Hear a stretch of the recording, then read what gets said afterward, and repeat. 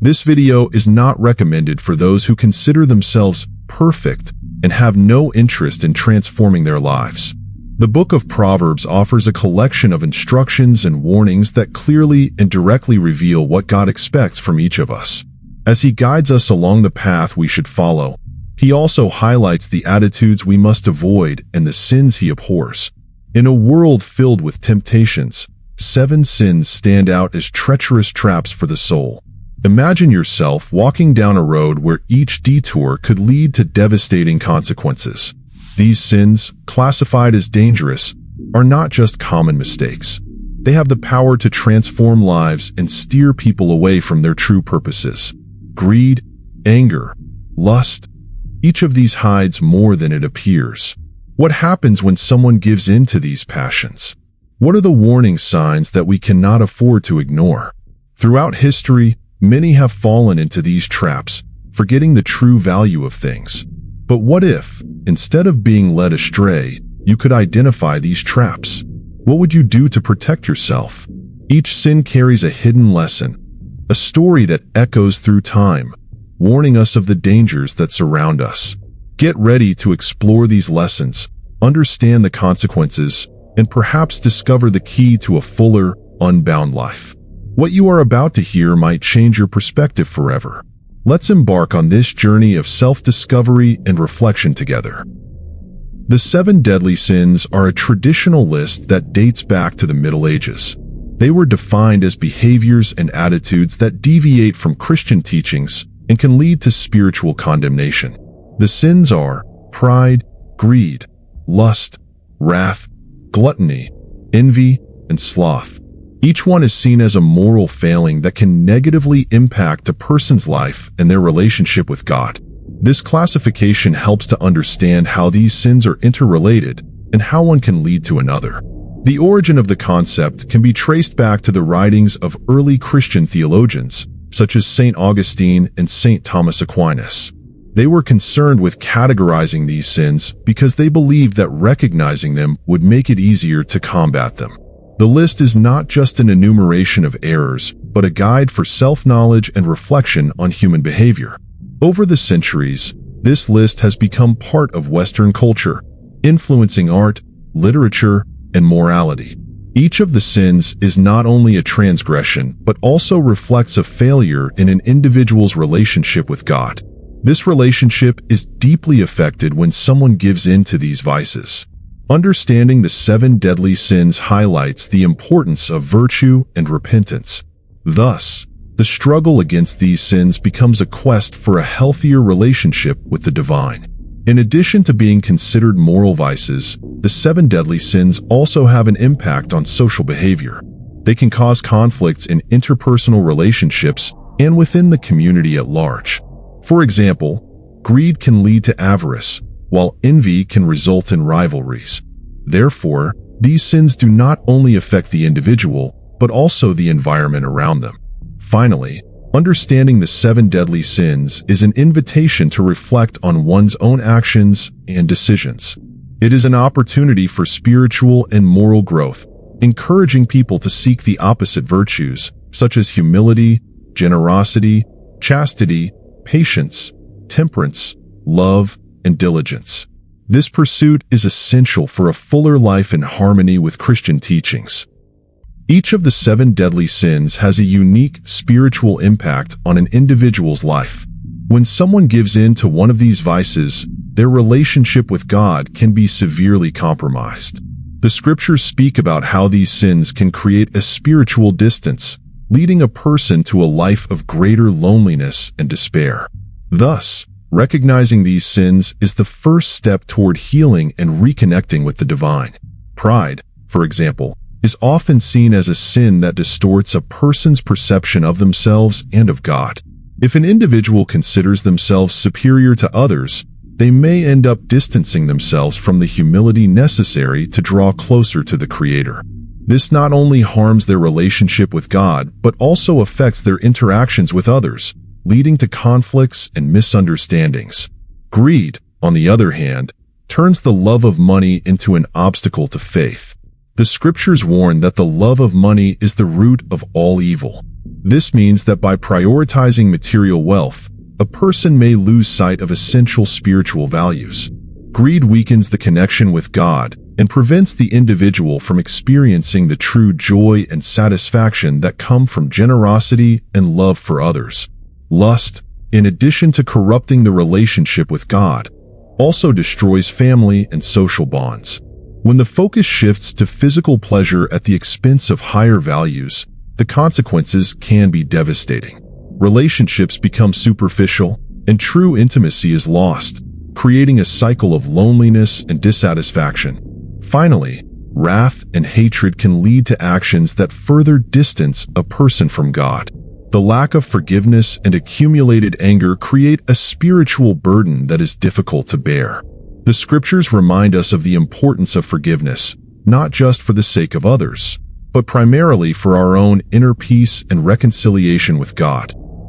Pride, often referred to as the original sin, is like a seed that, once it sprouts, can choke all the virtues around it. Imagine a garden where this plant grows uncontrollably, taking over the space meant for the flowers of humility, empathy, and love for others. This is how pride operates in our lives, silently, but with immense destructive power. The Bible contains numerous stories that illustrate the dangers of pride. Beyond the fall of Lucifer and the story of Nebuchadnezzar, we also have the example of King Saul. Chosen by God to lead Israel, Saul was initially a humble man. However, as his power grew, pride took hold of his heart. He began to disobey God's commands, believing that he knew better than the Creator himself. The result was the loss of his kingdom and his inner peace. Think of pride as a pair of distorted glasses that we put on our eyes. Through them, we see the world in a skewed way. Our achievements appear larger than they really are, while we minimize the accomplishments of others. This distorted vision distances us not only from God, but also from the people around us. However, the good news is that pride can be fought. How? By cultivating gratitude daily. When we wake up in the morning and give thanks for the new day, the air we breathe, the food on our table, we begin to realize that everything we have is a gift, not an entitlement. This awareness helps keep us grounded. Another powerful tool against pride is serving others. When we make ourselves available to help others without expecting recognition, we learn the value of humility. Jesus, the greatest example of humility, washed his disciples' feet, showing that true greatness lies in serving, not in being served. It's important to remember that combating pride doesn't mean belittling ourselves or denying our strengths. It's about recognizing that our abilities are gifts meant to be used for the common good, not to elevate ourselves above others. As we practice humility, we notice a change in our relationships. People feel more comfortable around us, trust grows, and collaboration replaces competition. It's as if we open the windows of our souls, allowing the fresh breeze of mutual understanding and love to flow in. Remember, humility is not weakness, but the strength that comes from self-awareness and understanding our place before God and others. It is the foundation upon which we build a full and meaningful life. At the end of each day, we can ask ourselves, today, did I act with pride or humility? This simple reflection can guide us on a path of personal and spiritual growth, bringing us closer to God and to those around us. Greed, like a subtle poison, can infect our soul and distort our view of the world. Imagine a glass of clear water. Greed is like a drop of ink that, once it falls in, clouds the entire water. This is what happens to our heart when we allow excessive love for money and possessions to take over. In the Bible, we find powerful examples of the devastating effects of greed. Remember the story of Achan, who disobeyed God by hiding forbidden treasures after the Battle of Jericho. His greed brought consequences not only for himself, but also affected the entire nation of Israel.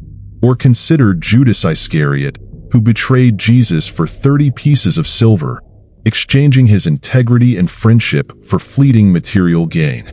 Greed is like a lens that distorts our perception of value. Through it, we begin to measure success and happiness solely in material terms.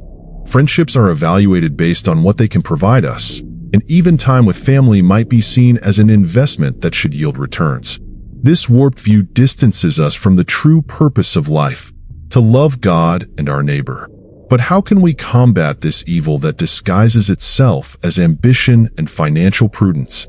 The answer lies in the conscious practice of generosity. When we let go of what we have to help others, we are actually gaining something far more valuable: the joy of making a difference in someone's life. It's like opening the windows of a house that has been closed for too long.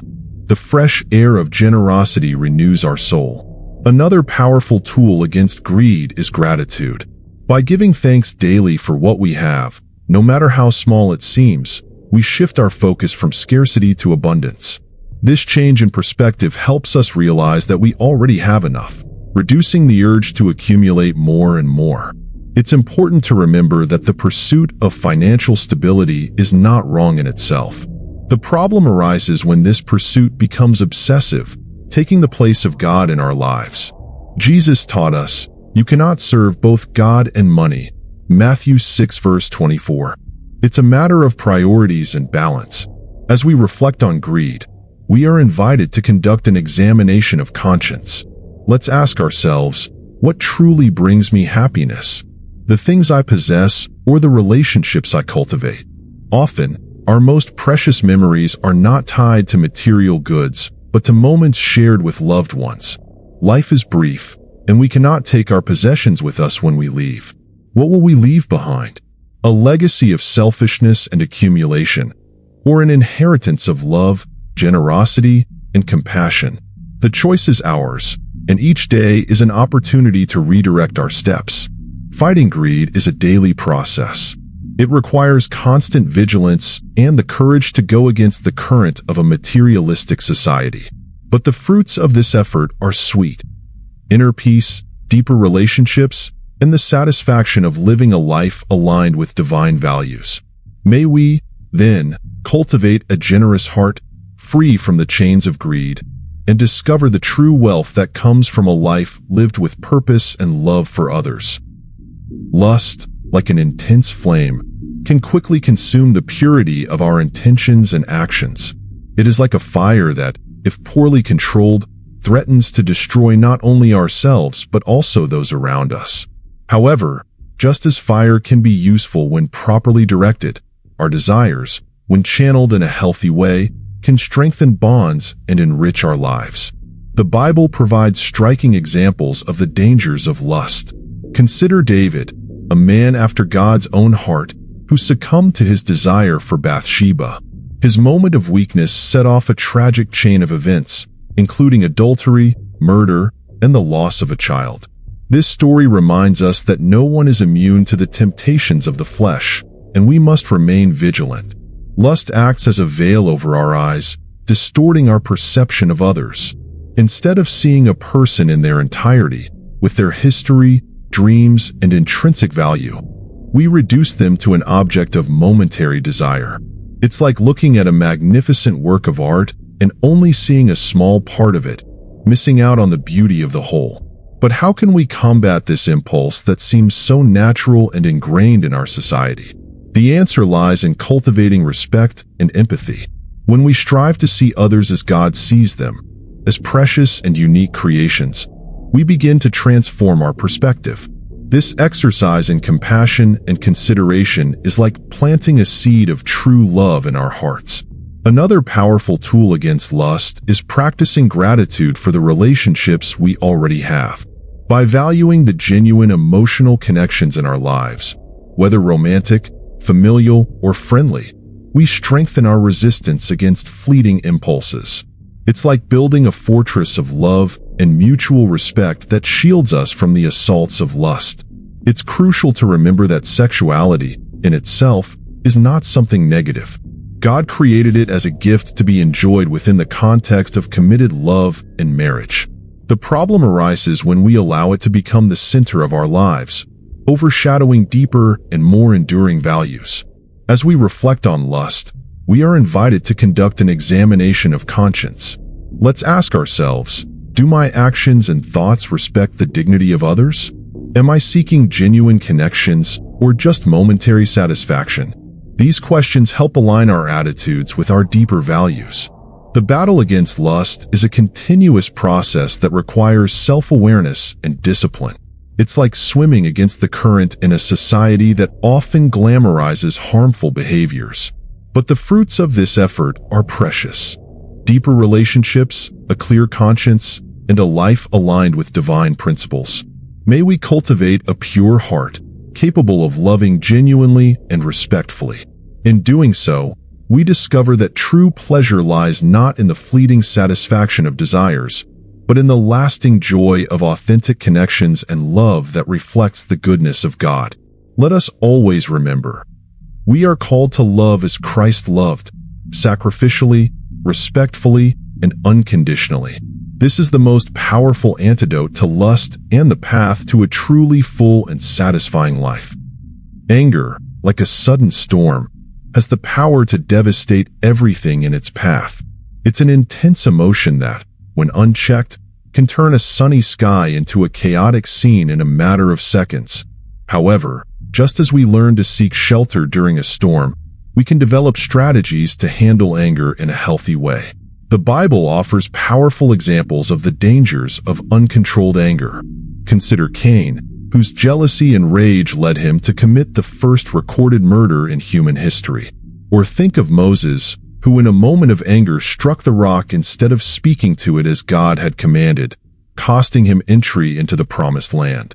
These stories warn us of how anger can lead us to actions we deeply regret. Anger acts like a lens that distorts our perception of reality. In a moment of fury, we may say words that deeply hurt those we love, or make impulsive decisions with lasting consequences. It's as if, for a few moments, we become a worse version of ourselves, unable to see beyond our own resentment. But how can we combat this feeling that seems to dominate us so easily? The answer lies in cultivating patience and empathy. When we strive to understand the other person's point of view, even in conflict, we begin to dismantle the mechanism of anger. This exercise in understanding is like pouring water on a flame about to become a wildfire. Another powerful tool against anger is the practice of mindful breathing and reflective pauses. Before reacting to a situation that provokes us, we can pause, take a deep breath, and ask ourselves, will this reaction make the situation better or worse? This moment of reflection can be the difference between a wise response and a destructive reaction. It's important to remember that feeling anger is not inherently wrong. Anger can be a natural response to injustice or wrongdoing. The problem arises when we allow it to control us, rather than controlling it.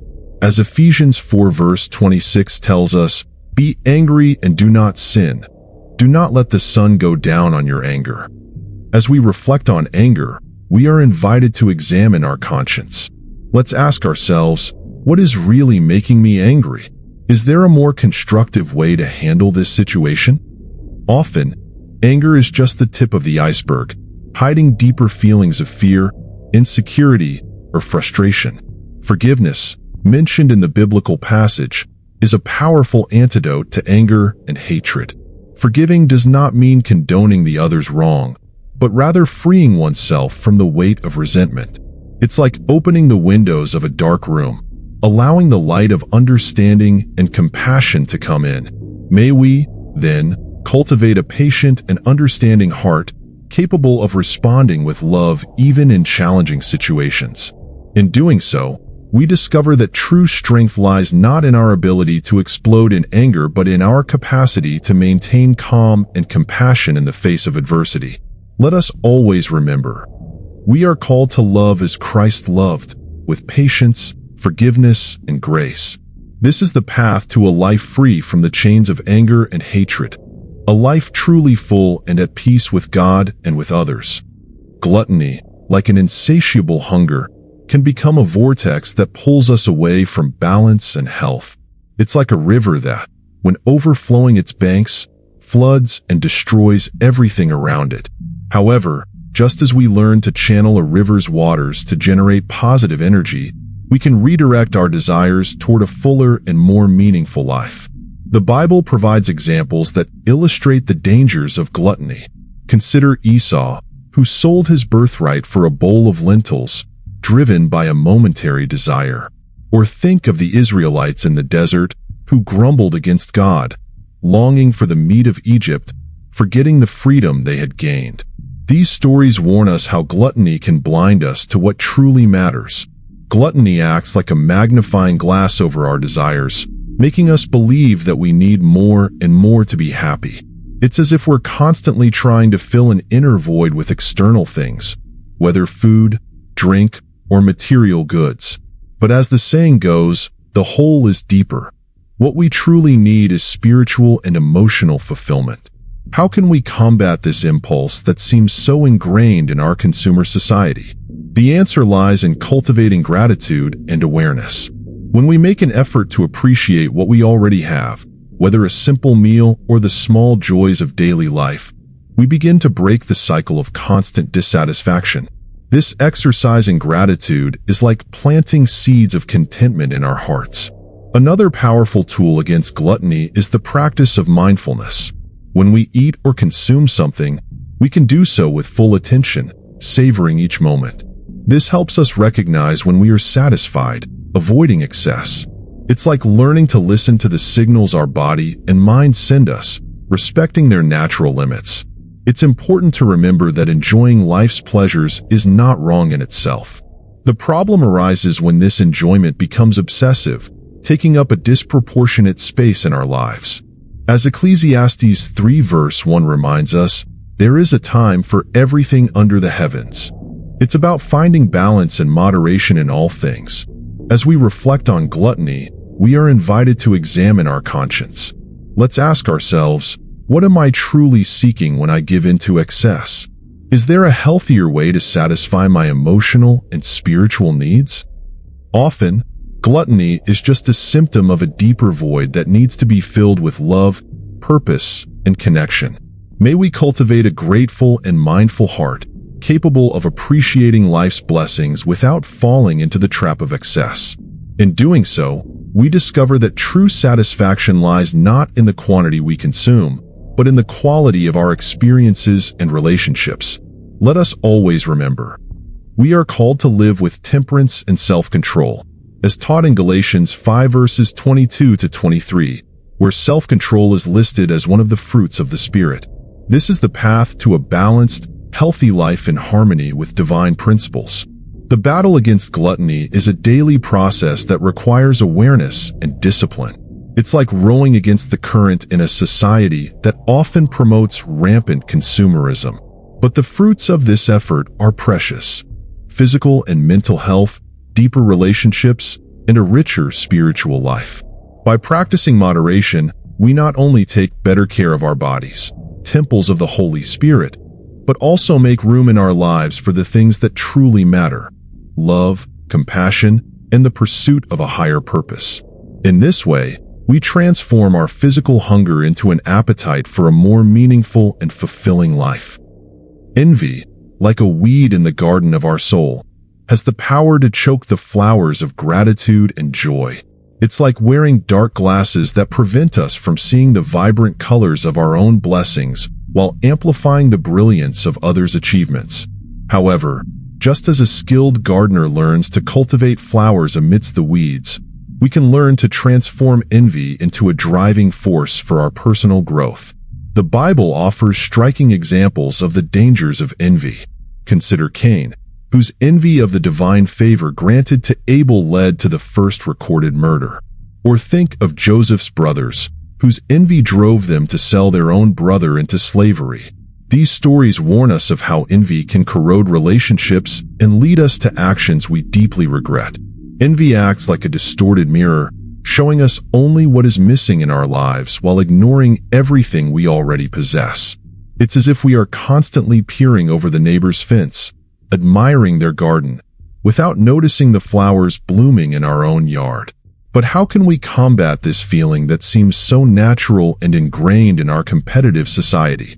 The answer lies in cultivating gratitude and self-compassion. When we strive to appreciate what we have and recognize our own worth, we begin to dismantle the mechanism of envy. This practice of gratitude is like watering the seeds of contentment in our hearts. Another powerful tool against envy is the practice of empathy and the genuine celebration of others' successes.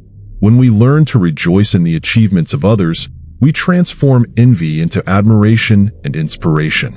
It's like opening the curtains in a dark room, allowing the light of generosity and mutual support to enter. It's crucial to remember that each person has their own unique journey. Constantly comparing ourselves to others is like trying to run a marathon while looking at the runners beside us instead of focusing on our own path. As Galatians 6 verses 4-5 reminds us, each one should test their own actions. Then they can take pride in themselves alone, without comparing themselves to someone else, for each one should carry their own load. As we reflect on envy, we are invited to examine our conscience. Let's ask ourselves, what is this envy telling me about my own desires and aspirations? How can I use this feeling as motivation for my own growth? Often, envy is simply a sign that we have dreams and ambitions that we have not yet fulfilled. May we cultivate a grateful and compassionate heart, capable of recognizing our own blessings and celebrating the achievements of others. In doing so, we discover that there is enough room for everyone to shine, and that others' success does not diminish our own light. Let us always remember, we are called to love our neighbor as ourselves. This love includes the ability to rejoice in others' happiness, recognizing that their blessings do not take away from our own. The struggle against envy is a continuous process that requires self-awareness and constant practice. It's like exercising a spiritual muscle that strengthens over time. The fruits of this effort are precious. Healthier relationships, stronger self-esteem, and a fuller and more satisfying life. By transforming envy into inspiration, we not only improve our own quality of life, but also contribute to creating an environment of mutual support and collective growth. Thus, envy, which was once a source of bitterness, can become a catalyst for our personal and spiritual development. Sloth, often underestimated, is like an invisible anchor that holds us back, preventing us from sailing toward our dreams and potential. It's like a comfortable blanket on a cold day, tempting and cozy in the moment, but it keeps us from stepping out and experiencing life in its fullness. However, just as a skilled sailor learns to lift the anchor and hoist the sails, we can learn to overcome the inertia of sloth and embark on a journey of fulfillment and purpose. The Bible offers warnings against sloth. Consider the book of Proverbs, which frequently contrasts the lazy with the diligent. For instance, Proverbs 6 verses 6-8 advises, "Go to the ant, you sluggard. Consider its ways and be wise. It has no commander, no overseer or ruler, yet it stores its provisions in summer and gathers its food at harvest." This passage reminds us of the importance of initiative and foresight. Sloth acts like a fog that obscures our vision of the future, making momentary comfort seem more appealing than long-term rewards. It's as if we're constantly choosing the path of least resistance, unaware that we're missing out on valuable opportunities for growth and achievement. But how can we combat this tendency that seems so natural and tempting? The answer lies in cultivating discipline and long-term vision. When we strive to set clear goals and establish positive habits, we begin to dismantle the mechanism of sloth. This exercise in self-discipline is like working a muscle, challenging at first, but it strengthens with consistent practice. Another powerful tool against sloth is the practice of gratitude and purpose. When we remember our gifts and talents, and reflect on how we can use them to benefit others and glorify God, we find motivation that goes beyond merely completing tasks. It's like igniting an inner flame that drives us to act, even when the path seems difficult. It's crucial to remember that proper rest is not sloth. As Ecclesiastes 3 verse 1 reminds us, there is a time for everything, and a season for every activity under the heavens. The key is finding the balance between work and rest, action and reflection. Sloth becomes a problem when it prevents us from fulfilling our responsibilities and pursuing our full potential. As we reflect on sloth, we are invited to examine our conscience. Let's ask ourselves, what am I avoiding and why? How are my actions, or lack thereof, affecting my life and those around me? Often, sloth is merely a symptom of deeper fears or a lack of clarity about our goals. May we cultivate a spirit of diligence and purpose, capable of overcoming the inertia of sloth and embracing a life of meaningful action. In doing so, we discover that true satisfaction doesn't come from a lack of effort, but from the fulfillment that accompanies well-done work and achieved goals. Let us always remember, we are called to be good stewards of the talents and opportunities we've been given. As Colossians 3 verse 23 instructs, whatever you do, work at it with all your heart, as working for the Lord, not for human masters. The battle against sloth is an ongoing process that requires constant vigilance and effort. It's like rowing against the current. If we stop rowing, we'll be carried back. But the fruits of this effort are precious. A life filled with purpose, meaningful achievements, and the satisfaction of knowing we are using our gifts to the fullest. By transforming sloth into purposeful productivity, we not only improve our own quality of life, but also become a light to others, inspiring them with our example of diligence and dedication. Reflecting on the 7 deadly sins, pride, greed, lust, wrath, gluttony, envy, and sloth, we realize that each represents a distortion of natural impulses and desires. The challenge lies in recognizing these tendencies within ourselves and actively working to transform them into virtues. Imagine a life where pride turns into genuine humility, greed into generosity, lust into pure love, wrath into understanding, gluttony into gratitude, envy into celebration of others' success, and sloth into purpose and diligence. This transformation doesn't happen overnight. It's a continuous journey of self-awareness and spiritual growth. Every choice we make, every thought we nurture, brings us closer to or further from this ideal. The good news is that we have the power to choose. We can decide, moment by moment, to act with love, compassion, and integrity. Let's use this reflection on the 7 deadly sins not as a source of guilt, but as an invitation to grow. Let's view our flaws not as defining who we are, but as opportunities to become better versions of ourselves. And so, with humility, courage, and faith, let us move forward, striving to live a life that reflects the best of our human and divine nature. For it is in the daily struggle against our weaknesses that we find our strength, and it is in overcoming our sins that we discover true grace. So, how about taking a moment to reflect? Which of these sins do you need to face? Share your experience in the comments. And remember, each day is a new opportunity to grow and strengthen yourself. If you're not subscribed, make sure to join the channel, and let's journey together on this path of transformation.